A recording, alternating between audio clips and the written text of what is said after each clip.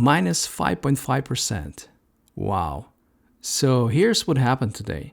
The government released the August CPI report, which painted a very bleak picture. As a result, the market just crashed right after the numbers got released. And here's why the CPI report is so bad. This chart shows contribution of different segments to the overall CPI. As expected, the contribution of energy has actually declined, but the contribution of food and services is now rising sharply.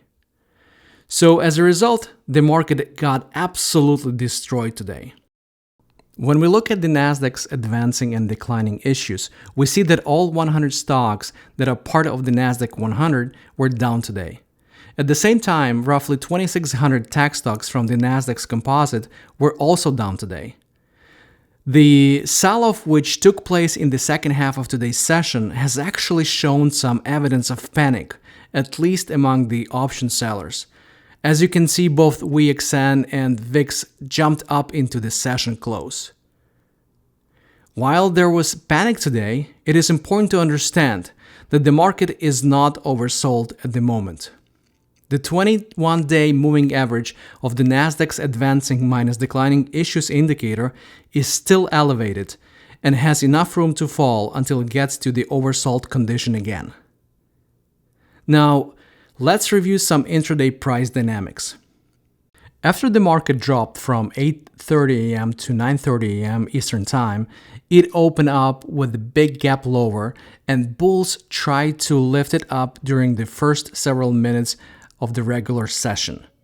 However, their efforts failed and the Nasdaq index continued to drop after the open.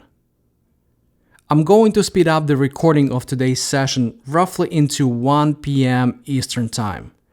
Then I will pause the session's recording in order to show you something very interesting.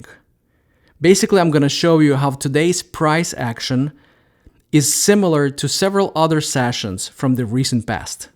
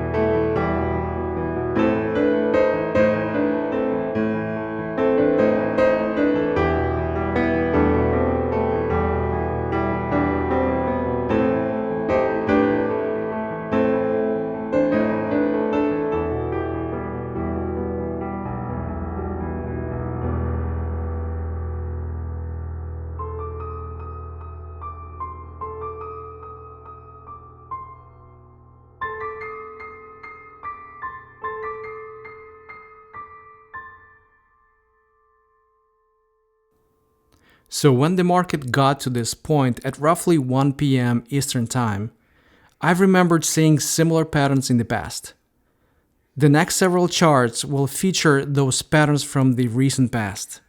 Based on these patterns, I expected the market to continue dropping into the session close. Enjoy.